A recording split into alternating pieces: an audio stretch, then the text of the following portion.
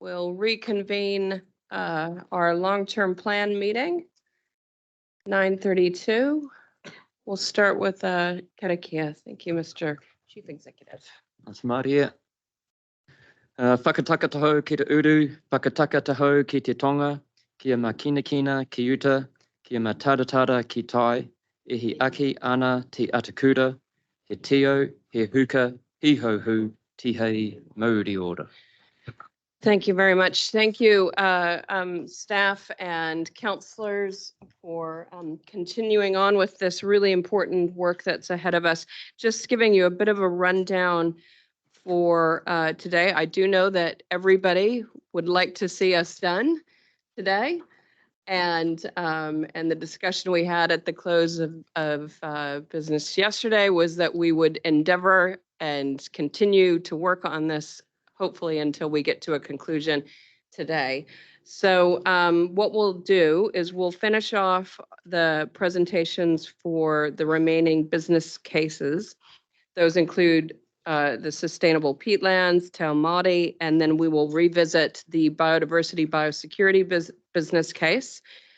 At that point, we'll have a presentation from Janine, our CFO, to run us through what she has heard, and just she's got her master spreadsheet, the oracle of all the machinations that go into coming up with where we're landing this LTP. So we'll get a presentation from her just to walk us through where we might where we are at this point based on what's been heard in the chamber. At that point, we'll adjourn the meeting and have some further discussions amongst counselors to see our level of comfort and how we can make some progress. After that, we will be going through the infrastructure strategy. We'll be taking care of, there's a few different public transport papers. There's some revenue and finance and rates remission policies to work through. And then we will go through the GOAs just by exception, because there's a few things in those that we need to have conversations about. But that's sort of the plan, just laying it out ahead of you so you know what to expect. All right, so we will start with the sustainable peatlands business case. This is on page 56 in the report. It's item 1415 in the business cases. That's page number 705.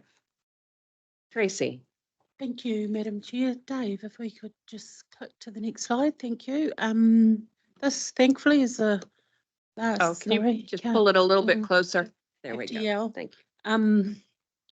The last business case from, I guess, our directorate that we have leadership for, but as with all the other directorates, this is a business case that has been put together in consultation across the organisation.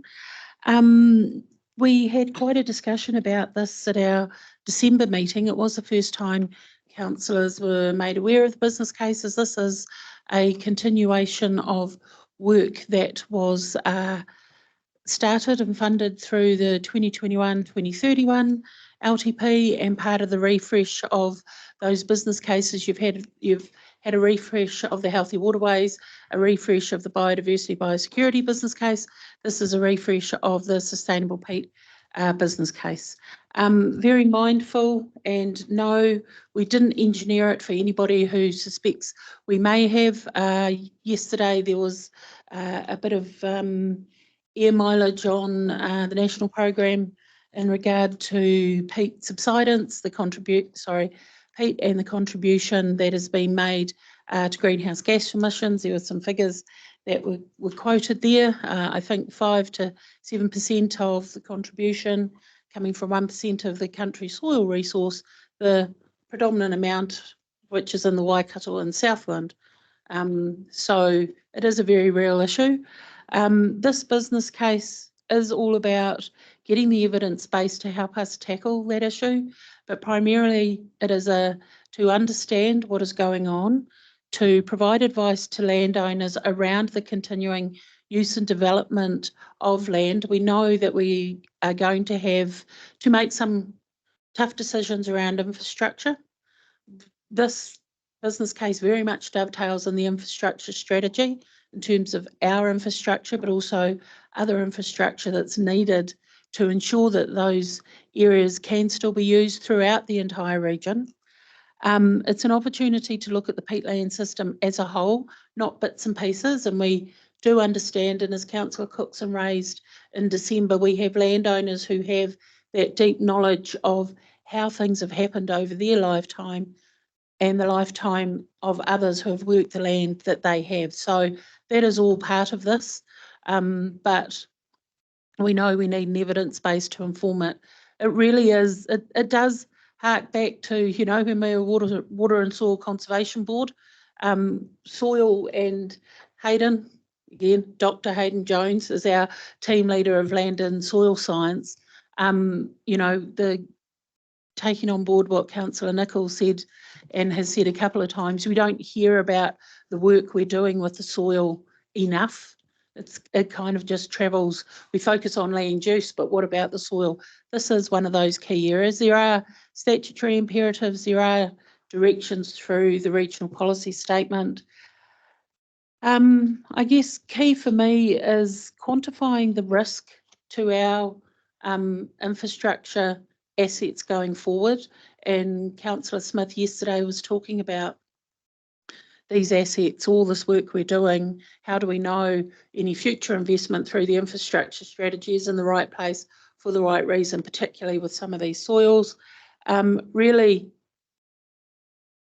trying to assist our role in understanding the economics of farming and when will it become uneconomic to perhaps farm and use the peatlands, and are there other alternatives?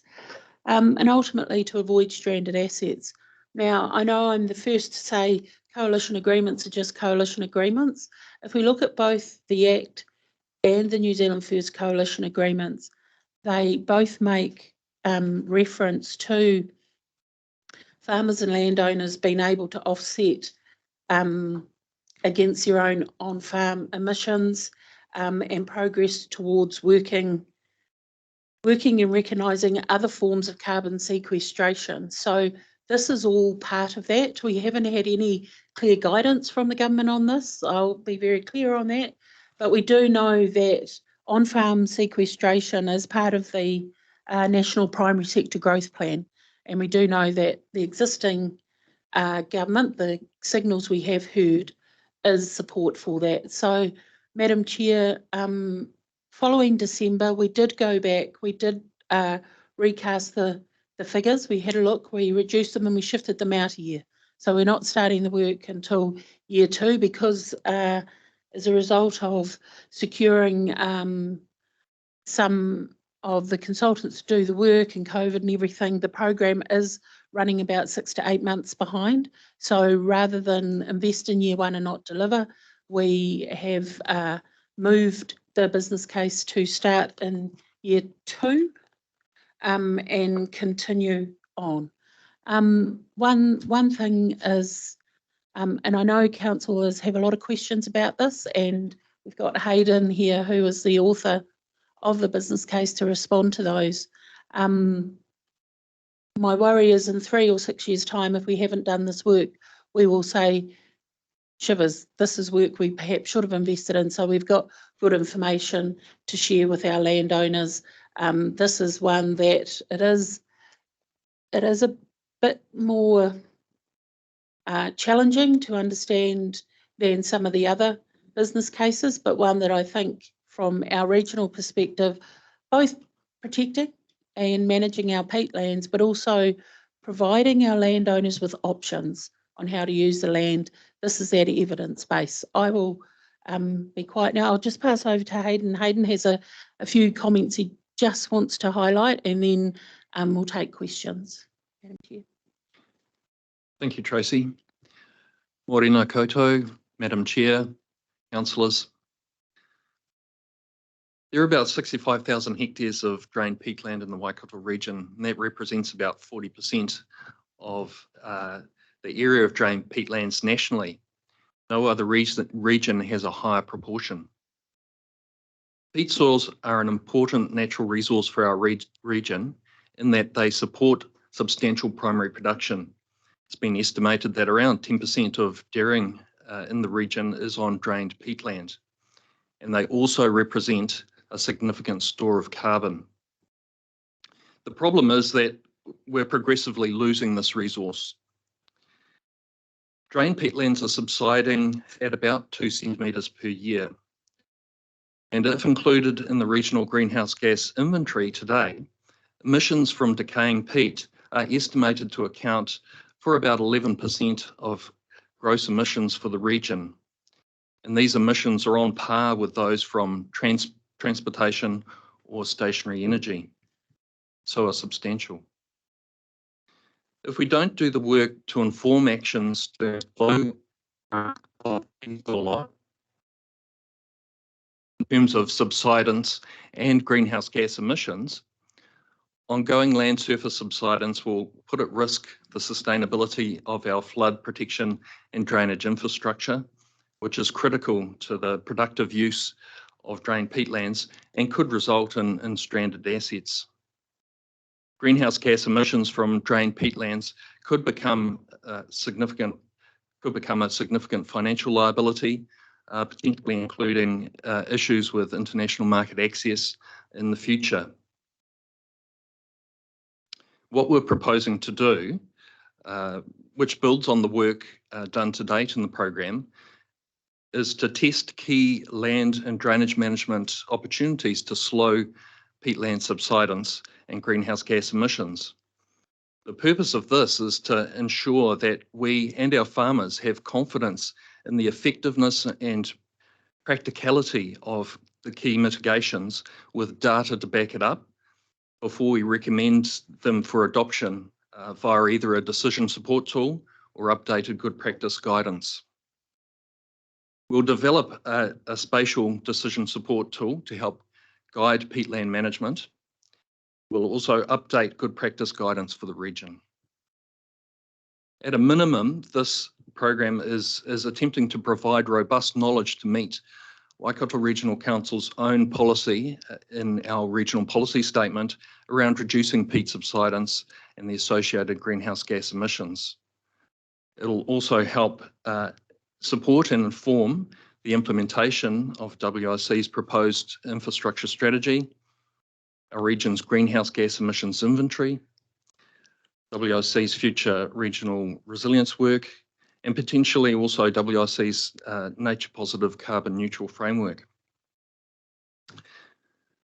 Additional work, for instance, testing wet land use opportunities would only be undertaken if external funding is secured. And we see this program as an opportunity for Waikato Regional Council to continue to show national leadership on this issue, as we have done through the program to date thus far. For example, in terms of our role in setting up the collaborative sustainable land management and climate change project being funded by MPI. And as Tracy noted, this program was proposed and agreed at the previous LTP, and we've undertaken or are undertaking the work identified in the initial years as presented in Figure A on page 714 of the agenda pack with the funding provided. Thank you. Madam Chair, if I can just draw councillors. Councillor Cookson had asked for the book for Pete's sake. We don't have a hard copy, Councillor Cookson, but I've just sent you and all councillors the PDF version. Just so if you're referring to that document, you have got it. So it's a document from 1999. They didn't have a hard copy in the library, so you have got the PDF now, councillors. Also, just noting that there is an agreement to some work that we are seeking some funding from MB that document was provided to a councillor upon request. That is still under negotiation, so just mindful of that, if we can be mindful of that in our public discussions today. There is a document that is referred to in the business case where we are seeking some leverage funding from MB. It is in the final stages of negotiation. A councillor asked for a request for that document. It was provided to that councillor. It is still under negotiation, that document. So just be mindful of that in our discussions. Madam Chair, can I just ask a question at this point? Are you sure of your funding organisation that you've just mentioned? Because that's not my understanding. MPI versus MB. MB. Sorry, I probably got it muddled up in my mind. Yeah. It is MB, Are not you sure? MPI. It is MPI. Sorry, I thought it was Whichever one I said was not the one in my brain. Thank you. Yeah, but Different the point is there are two possibilities, and the current one is from one funding agency and the other one could still be on the table. They do. All right. Thank you for that. Thank you, Tracy. Thank you, Hayden, for that introduction. I think that's been really helpful for councillors just to frame up this discussion. All right, councillors. Any questions, points of clarification? Councillor Dunbar-Smith. G'day. The good practice guideline, so you're identifying a problem here in terms of greenhouse gas emissions and shrinkage of peat. What can farmers do at the moment in terms of the good practice guidelines? What's the solution? So for some time now, and I know there's mention been made of for peat's sake, which is existing good practice guidance. So we're certainly aware of that, and that mitigations have been identified and known of for some time, such as operating at higher water tables, less cultivation, no-till, for example, these sorts of things. Based on existing knowledge, there's an expectation that those sort of practices will reduce subsidence and the associated greenhouse gas emissions. I guess what we're talking about looking at doing in this program is to be able to determine the effectiveness of those mitigations and quantify that in order to provide certainty around if we implement these mitigations, then they will have the desired effect, and by how much. How much will subsidence be reduced? How much will greenhouse gas emissions be reduced? And that provides confidence in terms of making those recommendations, and also farmers taking them up and changing their operations in line with those recommendations. Yeah, my concern here is that this seems to be very much a research-based function that's going to take 6 years. It doesn't come to conclusion until 2029. And in the meantime, if there are solutions there that should be rolled out, why aren't we doing an education campaign with the good practice guideline to encourage that change rather than waiting till just on 2030 when there's a climate change issue coming up in terms of... Although the existing guidelines are out there, we plan to update those, but also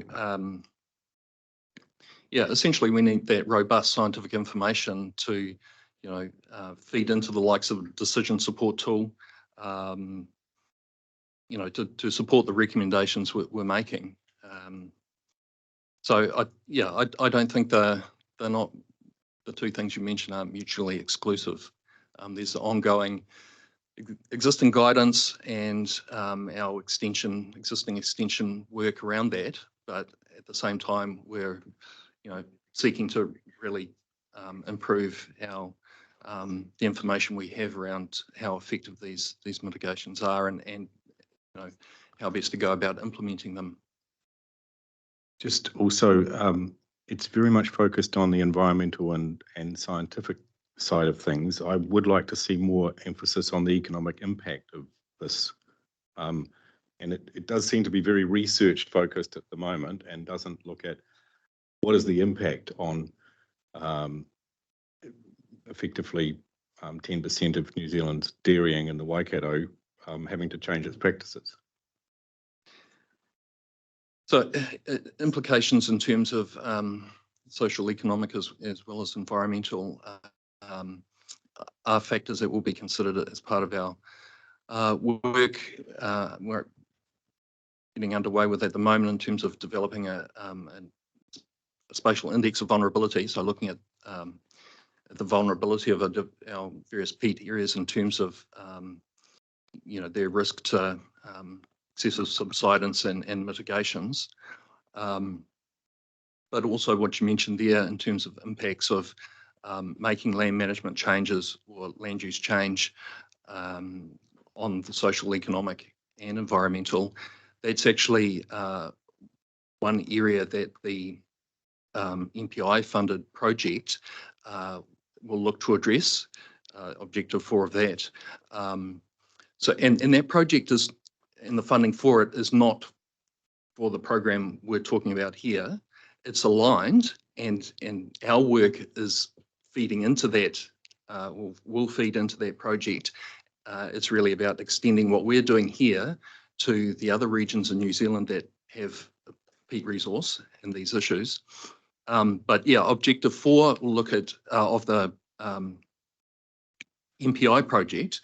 We'll look at some modelling, land use, land management modelling to help us understand what the impacts on economics, social side of things of those changes might be, and that information will definitely feed back into our program. Yeah, I guess if you look at page 7. Sorry, I know that Tracy wants to make a comment. Tracy doesn't have a red light. I'm just going to let you know no, hang on just a second. So the speaking order, I've got Councillor Nevone, Councillor Clarkson, Councillor Smith. If I can get you guys to turn off your lights, can you keep both your lights red down there? Thank you. And then we've got one red on the floor. There you go. Oh, so Tracy, would you like to comment? Yeah, Madam Chair, look, I think Councillor Dunbar-Smith made a good point there around that economics. I just want to dovetail back into both the infrastructure strategy, the other pieces of work that we've talked about with the regional spatial plan. Elements of that will have to include the economic analysis. And in regard to this business case, there is an opportunity, I guess, for our social and economic science team to have some priorities identified for their work each year. We leave a little bit of ballast in their work program so that we can bend and flex depending on what some of the key issues are. And as Hayden said, as some of the research comes out of this, that is, I think, where we can tandem up the social and economic science team and our economists, and we do have agricultural economists on staff who can start to look at this, because I think, it is both a curse and a blessing of where we are geographically, that we have this nexus of these incredibly productive areas that also happen to be areas that we need to focus on. So I think there is something there where we can actually provide that directive to our in-house team to run alongside this project and do some of that deeper economic analysis that may not be a core part of the project. And that wouldn't be at an extra cost. Yeah. Just 2 more points. One is page 740. It's got the timeline for what is proposed. And so basically 2025, we design the experimental work and do the mitigation, but it's not till 2029 or 2030 that we come out with recommendations. So again, it's a research project, and that was one concern. If we're signalling to farmers that there are major issues sitting here, it's 6 years before anything pops out from us. So there is a research component in that, to be able to gather this scientifically robust information, will require some research, but that's not the end point of what we're trying to do. It will take some time because to test and monitor the effects of the key management practices we're looking to test, it's going to take time to monitor those changes occurring out in the field once the the mitigations are put in place in the field. So necessarily that work to gather the robust picture of what's actually changing in terms of subsidence and greenhouse gas emissions in response to those actions needs to occur over a period of time. I don't see a way around shortcutting that. Madam Chair, we're not operating in a vacuum at the moment. And I understand what you're saying, 6 years, then we publish things. We undertook our survey a couple of years ago now, Hayden, and we've been talking with some of the landowners on those findings. So all along the way, there are informal conversations about what can I do better, how can we work together, what can we do? So a lot of that happens, but I do appreciate what you're saying. It looks like we won't have a final product for 6 years for something that we're saying, hey, this looks like we've got a sense of urgency, but we'll hurry up and wait for 6 years. And just last point is, if you get the MPI funding, on page 730, there's a note here: a risk of researching alternative wet land use options is that it may raise significant concerns amongst communities potentially impacted. So it's going to make concerns among the communities, which is why the good practice guideline needs to be out and operational as soon as possible. Yeah. And possibly, yes. Yeah, so. Through you, Madam Chair, this is part of that conversation that we are going to have with our communities around the ongoing ability to use land in the way we have always used it. I guess what we are signalling here on that page is that, again, the conversations with the landowners and that engagement is going to be critical before we publish anything, because it will raise concern. There might be alarming information come out, there might not be. We don't know yet. We're not making any calls. We're not going in with any assumptions. But what we did want to signal is there's an element of engagement to this project that we need to get right. Thank you. So this is about establishing the evidence base to inform the conversations we have with anyone, whether it's landowners, whether it's community, whether it's central government. It's about providing us with the evidence to refer to as opposed to what we think might happen. Correct, Madam Chair, and I know some councillors in the previous term, I haven't heard it this term, but in the previous term, councillors said, so this is going to be used to stop people farming. Not at all. It'll be evidence that's used so we can have the right conversation with people who don't quite have the right end of the stick. And if we are going to be making recommendations and working with our landowners, then we need to be sure that it's information we can stand up and speak to with confidence. Councillor Kneebone. Oh, thanks. Look, I'm really supportive of this project and the optimal proposal. Yeah, a couple of things. Acknowledge all your questions, Ben. To my mind, we know that, my opinion anyway, obviously we need to be looking at these alternative land use options, but I think we have to be realistic, and there's not going to be a significant change of land use in the short term. We'll end up with a whole lot of stranded investments and things like that. So we need to be quite, I guess it's about getting those comms right, as to Ben's point, hey. I have no idea what the uptake is of the likes of all the stuff in the For Pete's Sake booklet, but I'm guessing it's a broadly similar curve to uptake of good farm management practices on hill country as well. You'd have a better idea than I would, Robbie, but it just sort of seems to me there's an opportunity here with the freshwater plan change and farm plans. I mean, we know on those maps which farmers this affects, to perhaps blend something into there to help speed up the uptake of those good land management practices on peat as well,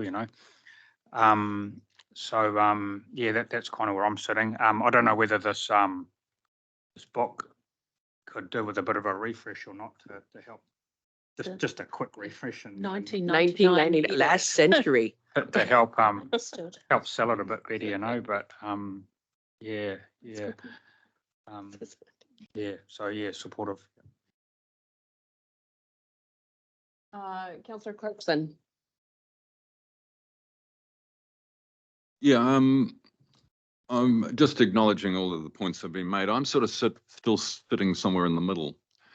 And I just need some assurance really, because I'm actually dredging back through my memory. We did get a presentation on the research proposed in a workshop, and we went through it in quite a lot of detail, I thought. And I was probably the person who said I thought that the research looked a bit too academic. And I'm still somewhat concerned about that because, you know, the paradigm that's being used here is one where you sort of, you're saying things like, oh, we need the evidence base, but you're not being precise about what you mean about the evidence base. I'm imagining you're wanting a better spatial coverage of the evidence, or you're wanting focus in certain parts of the region where the problem may be more critical than others. I mean, it's not just about an evidence base, because the evidence base actually already exists. The evidence base is, you just quoted at the beginning of your introduction, you gave us the average rate of subsidence for the Waikato region. You must have got it from somewhere. So, yeah. So what I'm seeking assurance of, I think, is around the notion of what I would call research by management, as opposed to just data collection to provide an evidence base to document a situation which we know is continuing to degrade.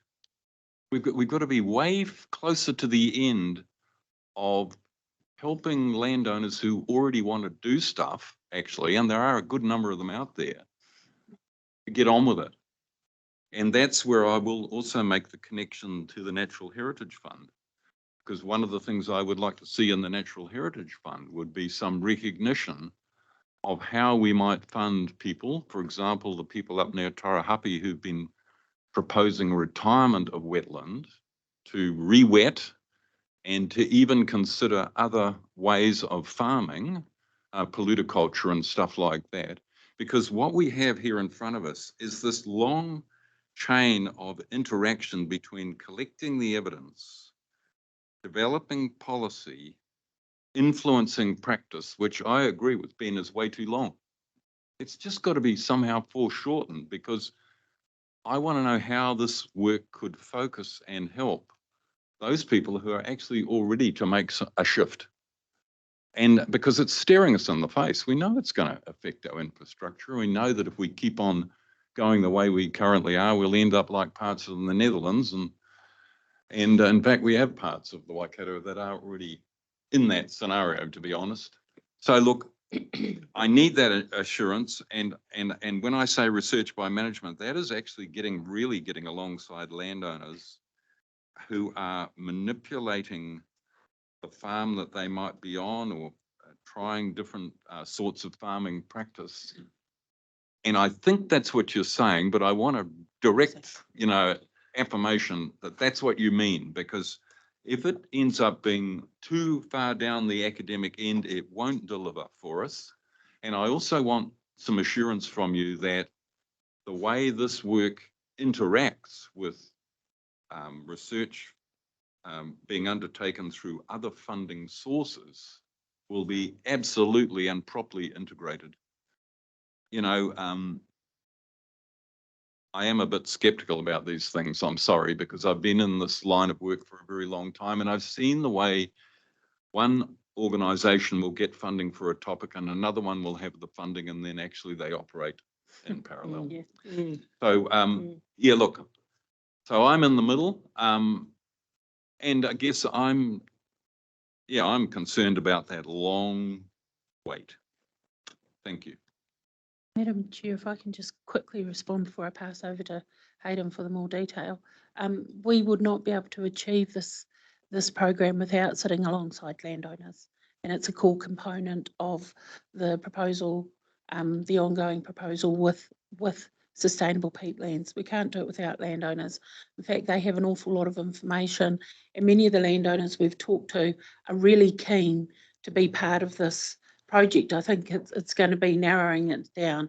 I totally have exactly the same reservations as yourself, Councillor Clarkson, in terms of the funding sources, and more often than not, the fact that WRC is involved means there's more integration than not. We've found so many times where we have been able to leverage funds that we get told, well, we'll only do this if they don't do that, and if they don't do that, we will do this. And thankfully, we're able to say, look, actually, we focus on the outcome. This is what we want. And us being that facilitator provides that integration. And to be fair, we're challenged with that through the lifetime of many of our projects, and we hold fast to that. So I totally appreciate that. Hayden, perhaps if you can just respond to some of the technical matters that Councillor Clarkson raised. Through you, Madam Chair. Thank you, Councillor Clarkson. Yeah, in terms of the point around evidence-based, I think there's, I think we can make a distinction between the evidence base around the state of the resource and how that's tracking, you know, in terms of rate of subsidence for the region. So we have an estimate of that at around 2 centimetres per year. And we've developed a monitoring program that's going to improve that estimate over time based on high resolution LiDAR remeasurements 5-yearly. But that evidence is around tracking regionally what's happening with the peat resource subsidence.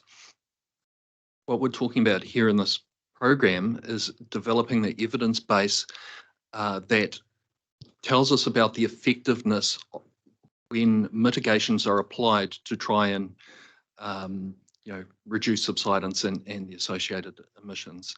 So two separate bits of, well, groups of information, I suppose.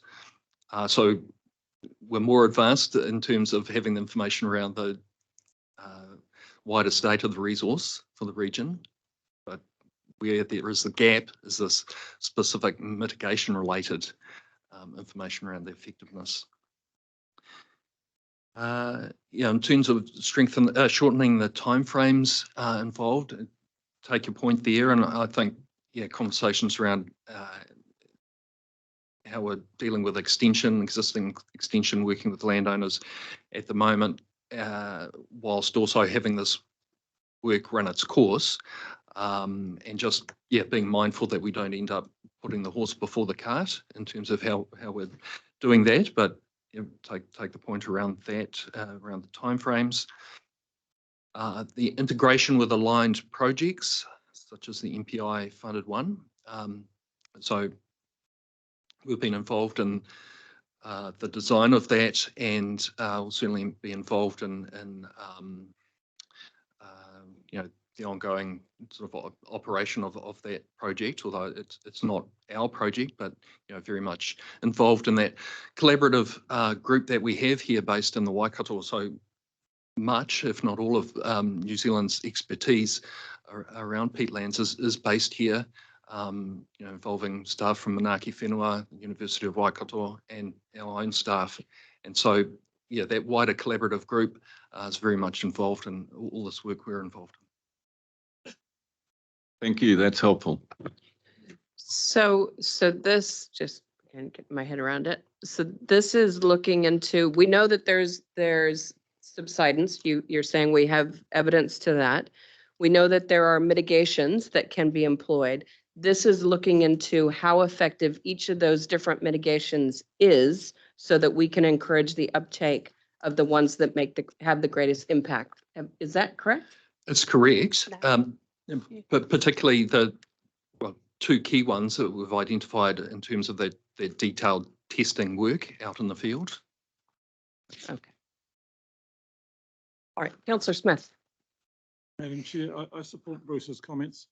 I'm just looking at the map on page 721 and the huge green area in the middle, which is essentially the New Zealand Land Company around 1900, 120 years ago, got in and developed that land and centred on woodlands at Gordonton.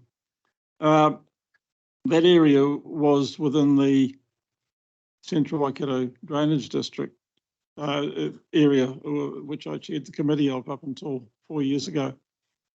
It's within the subcommittee area now of Lower Waikato. It's interesting, there are examples there where the peat has shrunk over 6 metres in that 120 years, which is a rate of 50 millimetres a year. It's very easy to take people and show them one particular example, which is phenomenal.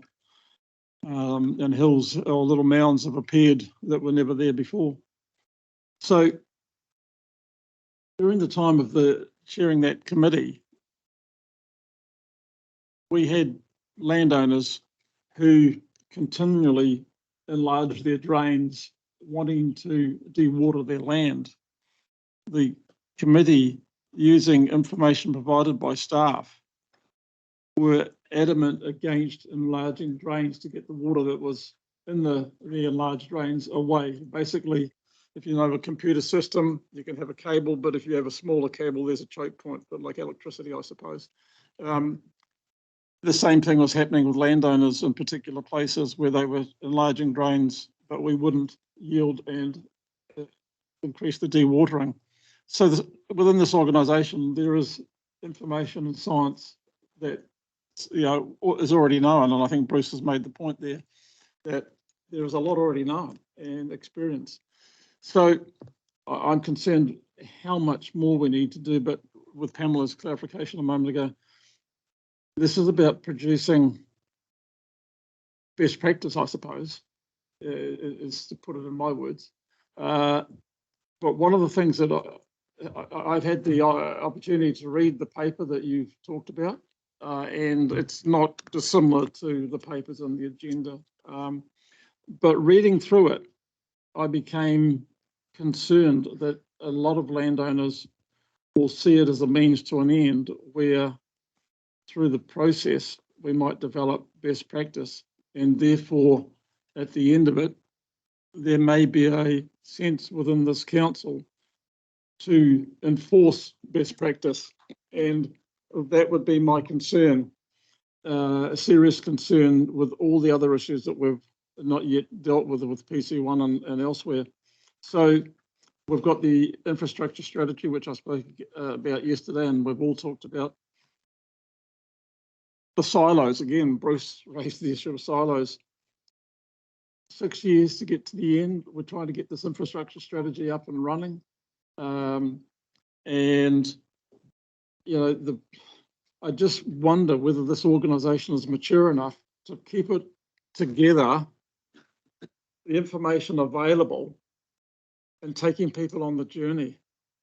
And with having the different stages, and if they're not interconnected, it will lead to suspicion, resistance, and the likes. So while I understand and support, I'm sitting on the fence on this one, is to really, will it achieve what we already know? And basically, if you overdrain peat, it shrinks.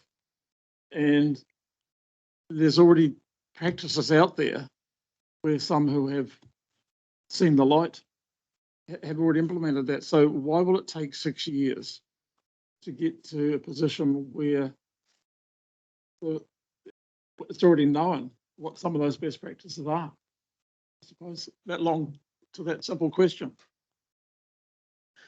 Madam Chair, if I can just make a comment, the matters that Councillor Smith raised around ultimate, they could end up in enforcement, which is code word for rules in a regional plan. That is not where we're going with this, and in fact doing this work is hoping that that is where we don't end up. The last term, councillors, as I said, some councillors said, so this is about ring fencing our peatlands and not enabling them to be used. That is the exact anathema to what we are trying to achieve here, so that we can test some things, have the scientific and data veracity, so that we can defend our position if we choose not to have any rules, and we can say we have been through this process and this shows this. rules might ultimately be an end outcome in the future. That is not what we're focused on. We're focused more on getting the kind of work that Councillor Clarkson's talking about, working with landowners. So not only we can have the conversation with landowners, but people who tend to point a finger at landowners and say, what you're doing isn't right, we can actually say, actually, it is, and it will work. So I understand the apprehension with this business case because it is significant investment. We do believe it will take that time, as Hayden said, to test it, to defend it. That's not to say we're going to wait till the end of the 6 years to implement some things if along that time they, excuse the pun, bubble up to the top and will be very good to implement. We can truncate it. It will mean more costs potentially in a shorter amount of time. But the core question about do we have all the information now we know, possibly, but if we were ever challenged, do we actually have the data? And this isn't collecting data for data's sake, and I know it may sound like that, but if we are challenged in saying, hey, all your best practice at the moment, is it making a blind bit of difference? We don't know. And so we are wanting to be able to have that regional conversation and that national conversation, because that's the one thing that does sit in the back of my mind. This issue will, if we don't step into it, will be driven nationally, and we may not get the integration and the close collaboration with our landowners that we're trying to build into this. I don't know if that helps, Councillor Smith. No, and I understand that, and you know, staff's job's done in terms of bringing this to you. So I'm really happy with the where we've got to. What council decides, council decides. Thank you. Yep. Thank you, Madam Chair. All right, I've got Councillor Graff, Hughes, Marr, and Cookson. Councillor Graff. Thanks. You've already answered a few of the points I was going to ask. Just again, 10% of dairying, was it in the Waikato on peak or is it nationally? For the Waikato region, I believe. 10% is on peak dairying. That's an estimate that's around. And is there, do you think, is there a long-term desire to move dairying away from peak? Is there a national long-term, is there an international desire? I think it comes back to what Councillor Kneebone said.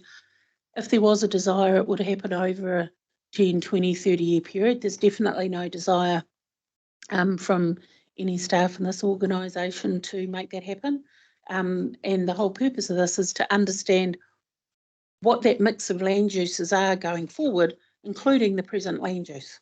So the thing is, your intent may be good, but this to me seems a little bit like locals maybe being required to fund their own demise in regard to farming, because once this work comes out in 6 years or whatever it is, what's to say the government or international interests get hold of that research, say, look, there it is.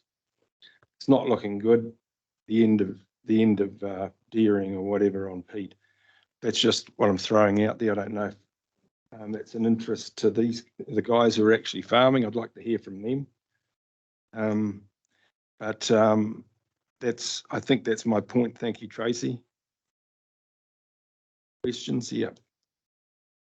Madam Chair, that's recognised as a valid point for not only this work, but a lot of the work we do, particularly around water quality and water quantity. People will say, so if you get the data, will you use that against us?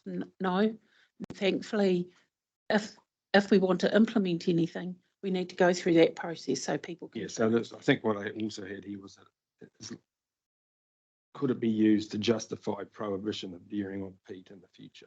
So it could be used, yes, is the honest answer.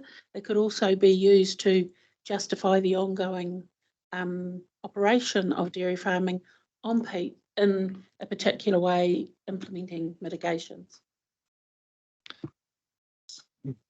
Through you, Madam Chair, As a scientist in regional council, we see our view as providing the information to inform, providing options and the scientifically robust information around those options and so forth to inform decision makers such as yourselves.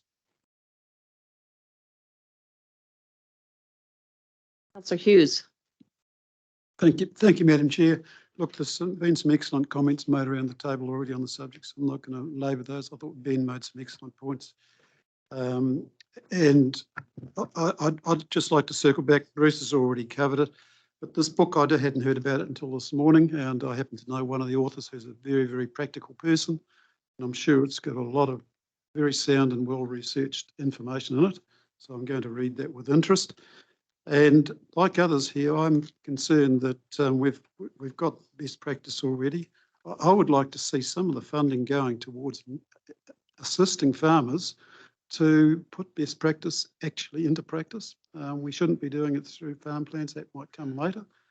But I think if some of the funding can be used for those who are interested in being educated on the purpose, and maybe a copy of the Peat's Act distributed to all the farmers in the region who've got a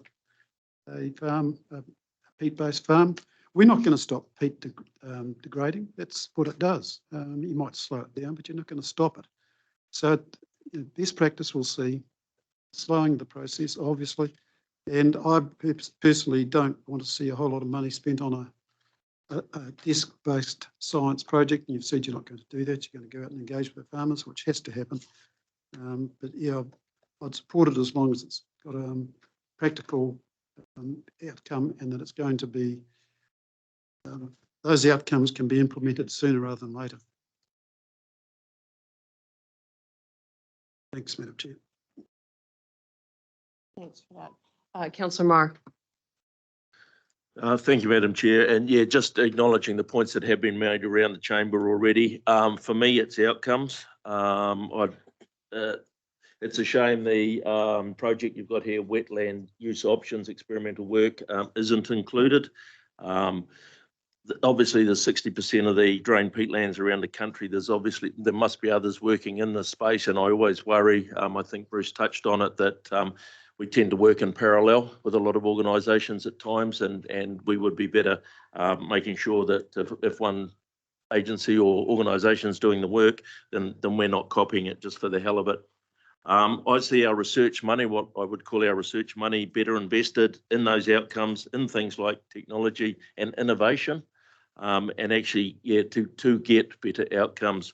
My only other point would, we've focused a lot on landowners, where I think we're not closing that loop again. There's a real risk of our own assets being stranded and that sort of thing. So some of the outcome of this sort of work needs to be looking at our assets, our stop banks, our pump stations, etc. So it's really critical to me that, again, the left hand and the right hand talk to each other. So they would be the only things I would add. Thank you. Madam Chair, just to give councillors a comfort, a significant chunk of this business case is directly attributable to our assets, and understanding our assets, the risk. Well, we know the risk to the assets, but what are the things we can do in terms of the mitigations that may give us more mitigation for those risks, or where are the tough decisions?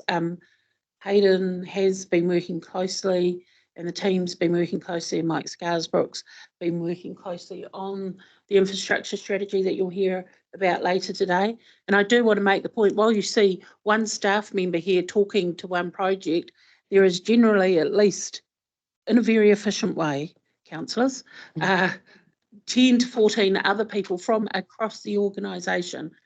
Councillor Smith's referenced silos a number of times. My 12 years here, I have to say, in the last 4 or 5 years, there has been a considerable effort to get that integration. We don't get it right 100% of the time, but silos are only there if you let them be there. So there is an awful lot of integration that happens that councillors don't see, but understand you need that assurance that the left and the right hand are doing the same thing. Councillor Cookson. Thank you, Madam Chair. Agree with some of the comments around the room, but not all. One thing, the map in here doesn't show actually all the peatland in the Waikato region, so that's an issue on its own. All of Okarori and Te Reo are not even on the map. So how accurate is it? To start, if you only want to put in some data and not all of it.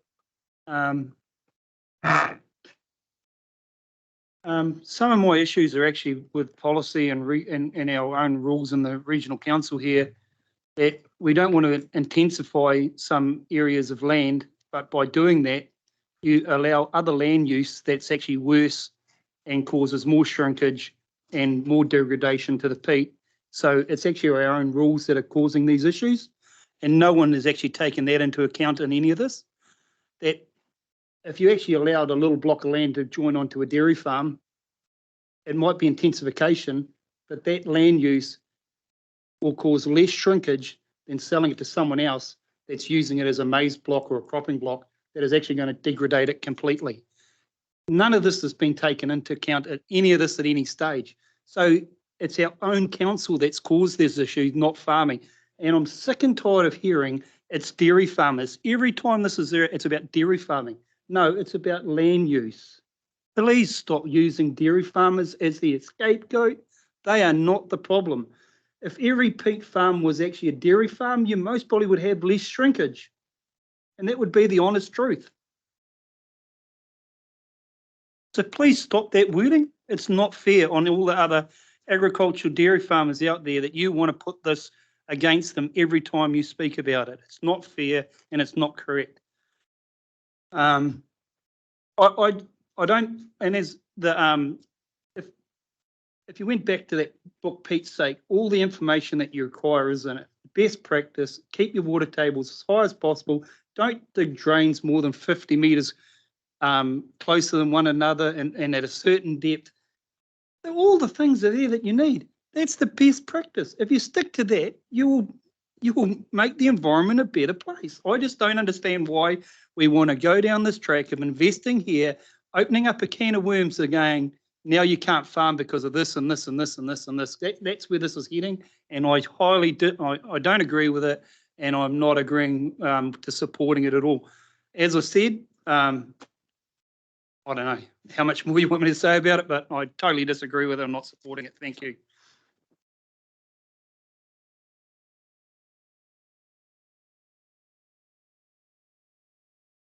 I don't know if I could be any more harsh or not. Are you good? Anything else you want to add? I'll come back at another stage if I have to. I have another bite. No. Oh, sorry. Oh, yeah.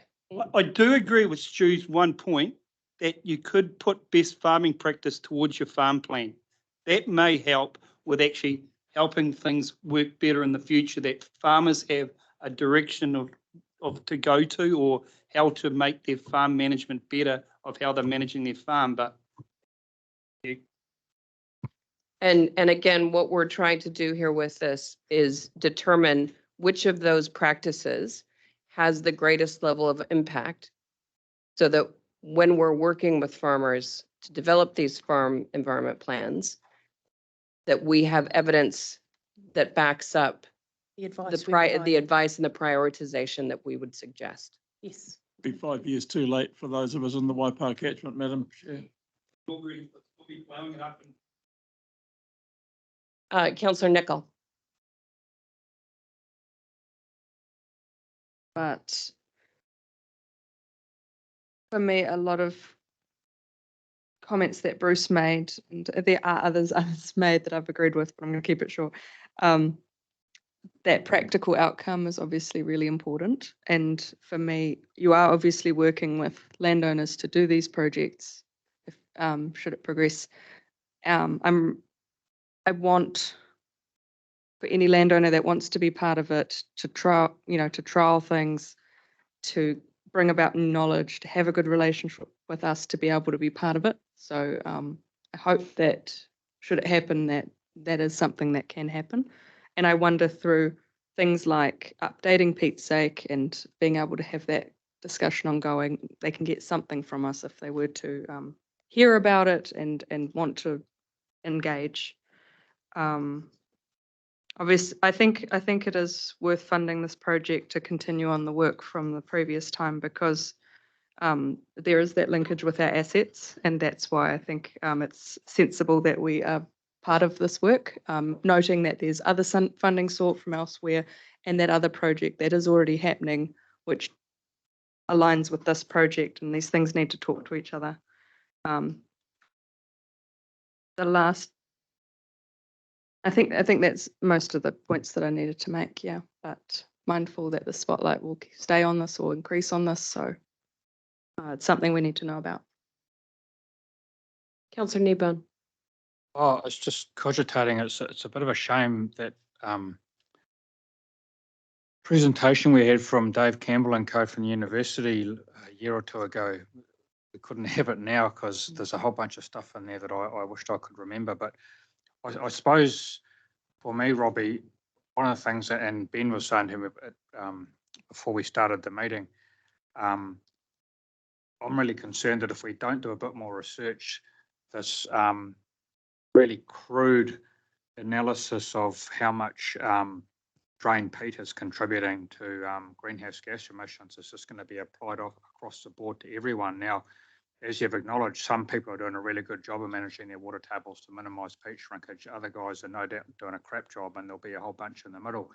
Everyone's going to get tarred with the same brush if we don't understand a bit more about what we're doing, is kind of how I see it, you know. And so because to me, if it was really clear in everyone's minds, then the laggards would all be doing the right thing, but they're not, you know. So I'm still really supportive. I think we need to push ahead with this, Madam Chair. Councillor Smith.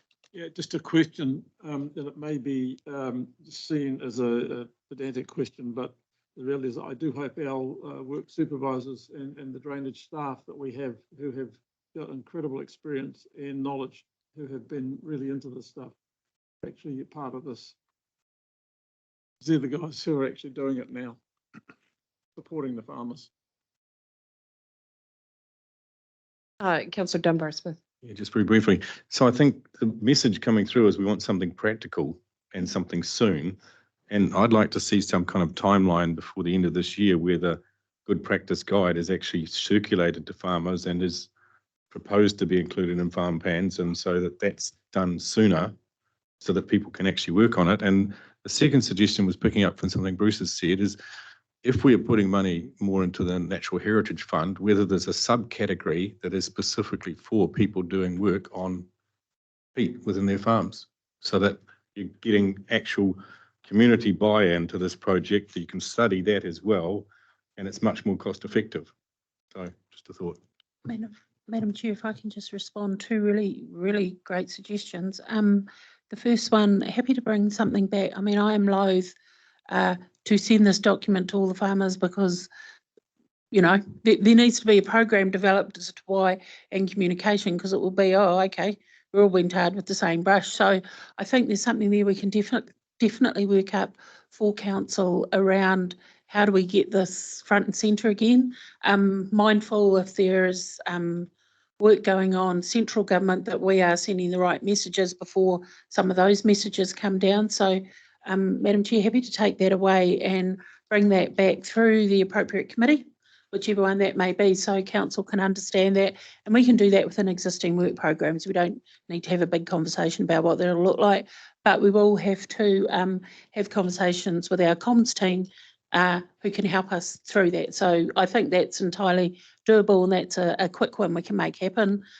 If this additional investment is supported by council, then there is also some communications into the work that we're doing here and why.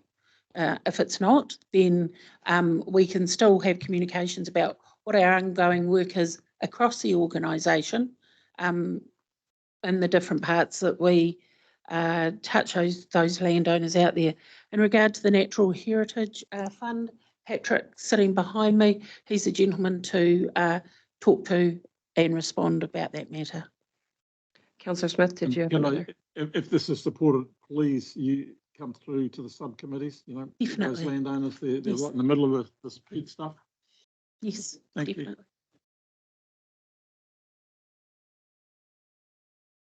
Right. Thank you very much for that. Really appreciate the collective commentary around the table on this particular item. I think it leads us to a better outcome should council choose to support this in the whole. I think you've heard very clear guidance around the practicality, around the timeliness, around the need to, while we're researching, ensure that we're having the right conversations to enable farmers to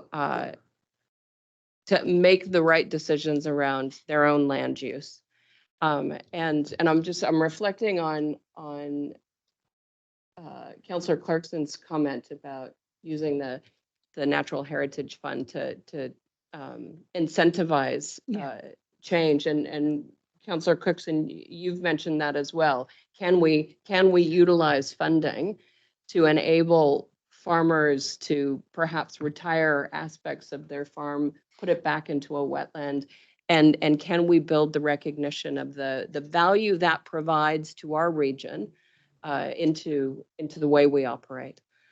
So thank you very much, everybody. I really appreciate that discussion.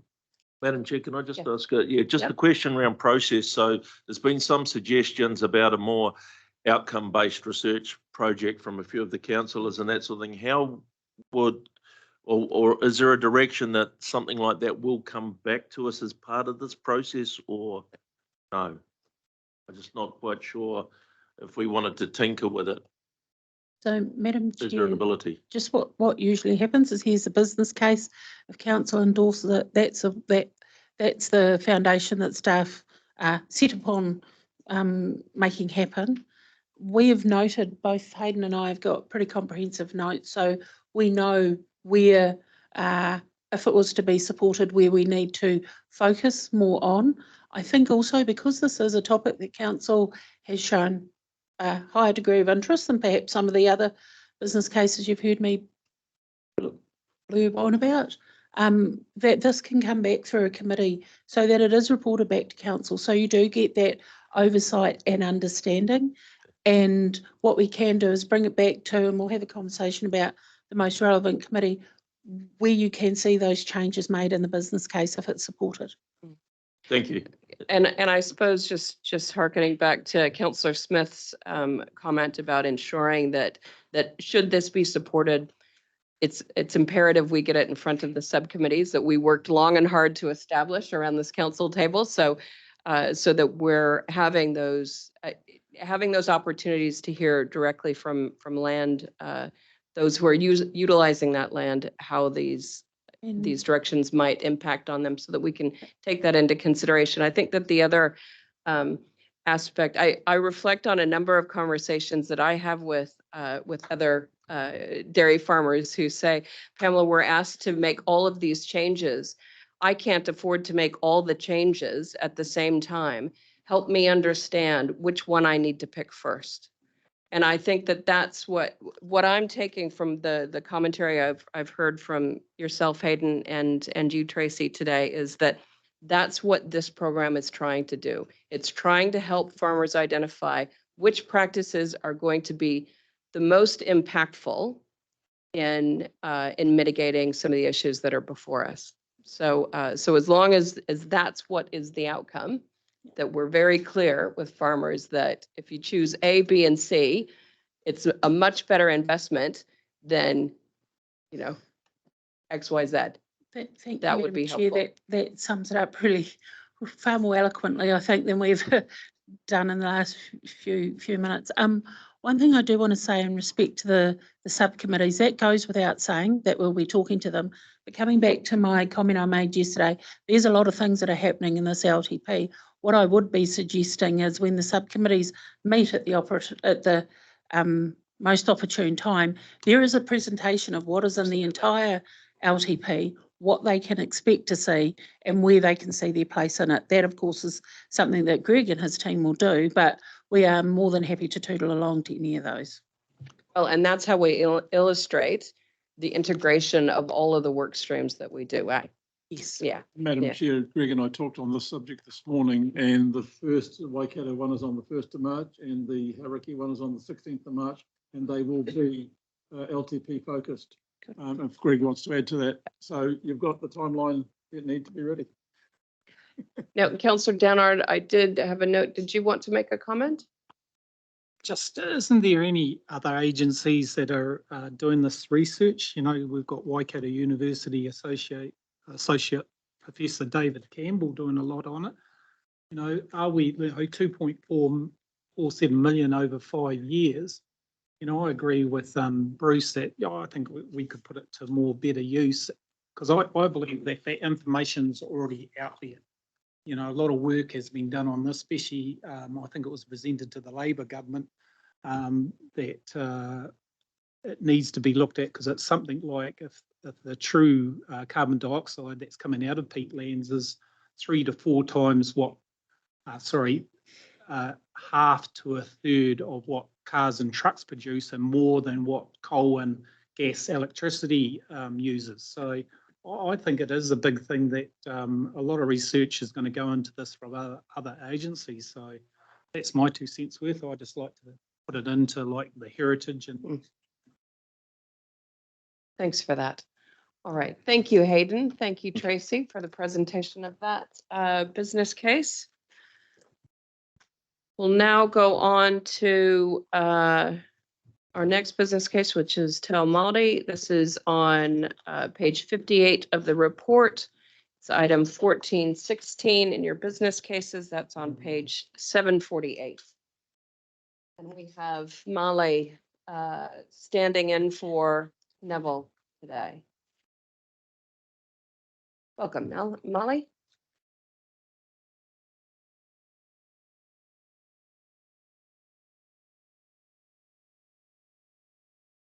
And do you want to hit the light on the other mic there? Just turn that off. That'd be cool. Great. Thank you. Kia ora, Madam Chair, councillors, tēnā koutou. The purpose of this business case is to secure additional investment to appoint an extra role in tauranga whenua. The business case has been circulated within the agenda. Don't intend to go through all of the information within it. Instead, I'll focus the intro on a few key points.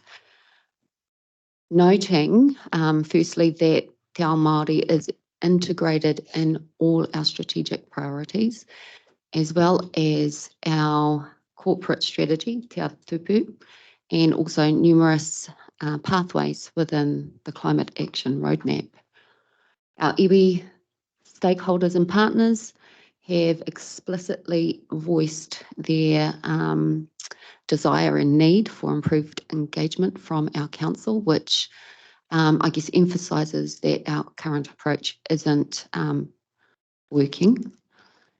And you've heard over the last few days, many of the business cases presented have emphasised the critical component, I guess, that iwi engagement will play in this new work.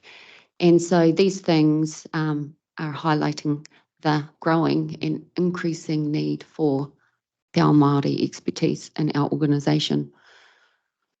High-level summaries of all of the business cases were previously provided to Council, and during that workshop, Council expressed an interest in this business case, but also specific detail on a number of things. And so within the business case, we've also included information about the effectiveness of joint management agreements, how iwi partnerships are currently structured and resourced, key performance indicators in this area, the current level of internal resourcing, iwi capacity funding, and also how the additional resource will transform our approach.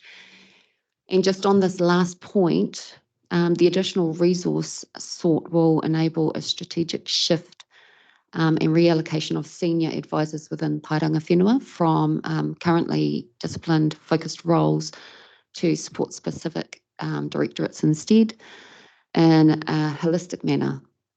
And this is very much inspired by the business partner model, which a number of other corporate functions across the organisation have. employed or implemented within the areas.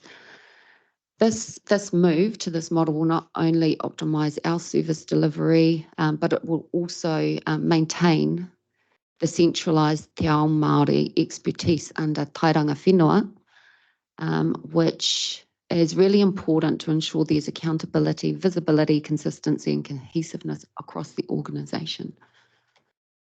And so just lastly, Dave, moving to the second and last slide on this topic, the additional resourcing that is sought is 150K on an annual basis. 105K, sorry. That's it. Over to you, Madam Chair. All right. Any questions? Any further clarification? Overall support? Sorry. Councillor Marr. Yeah, hi Marley. Just excuse my ignorance, discipline focused and the change in that. Can you just blow that up a bit for me, please? Yeah, currently each of the senior advisors hold responsibility for discipline-focused matters like iwi engagement, strategy and policy, and cultural competency. So those functions are performed by individuals within the team. However, what we're proposing here is that individuals within the team are able to advise on all three of these disciplines in a holistic manner with support directly to directorates as opposed to across the organisation. And can you give me confidence in we reoccurringly hear that our iwi engagement isn't working. So one more person's going to make that much difference? Additional resource will certainly assist because at the moment we lack capacity within the team to get involved in all of the iwi engagement that is happening across the organisation in the manner that we would like to. At the moment, it is currently focused largely on providing advice. What we would like to do more of is implementation. And so that is going along with our staff to iwi engagement opportunities and getting involved in a more meaningful way. Thank you. Cheers. All right. Speaking order, I've got Councillor Clarkson, Graf, Strange, and Mahuta. Councillor Graf. Oh, sorry. Councillor Clarkson. It's all fine. Yeah, so I'm really interested in the concept of that integration and, you know, a more holistic approach. And I just wanted to draw your attention to the biodiversity biosecurity proposal that came into us and the element in it relating to restoration on Māori owned land. And as it's currently been proposed, essentially it's not been allocated funding. I just wanted to know, is there a problem here with people being spread too thinly? It's sort of the same issue that Warren raised, but particularly, where do you see that element of biodiversity, biosecurity interacting or being integrated with this proposal?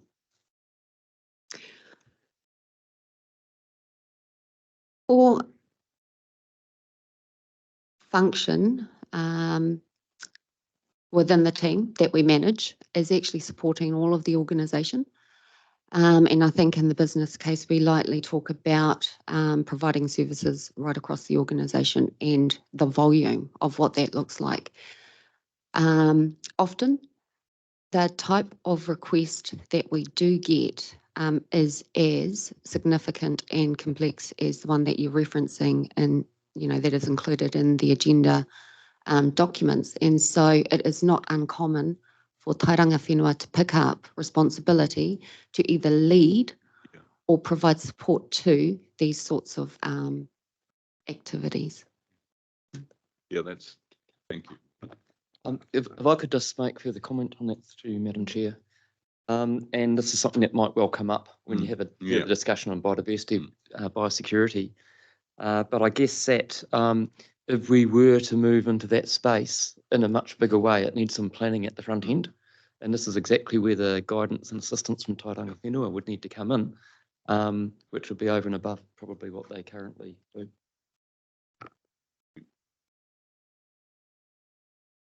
Councillor Graf. Hi, Melly. How many members or team members are currently in the in TRW? We currently have 6.5 FTE within the team, and so that includes myself, a coordinator, and a number of advisors. And this new role would have a dedicated purpose, or is it just part of everyone working in together? The new role is a kai tohu or a senior advisor, and that senior advisor will bolster the number of senior advisors that we have. We currently have 3. That will bolster to 4, and that will assist us to then move to the optimised service model where the seniors are supporting directorates, specific directorates in a holistic manner in a senior advisor capacity. It will enable them to, in the first instance, connect directly with senior leadership teams within our directorates, understand what the needs of those areas of the business are, and can contribute in a really meaningful and significant way into planning, in the first instance, the work that is most important in these areas and how we might be able to create the most impact for that particular area of the business, as well as followed by, I guess, implementing the work required and supporting the work in those areas.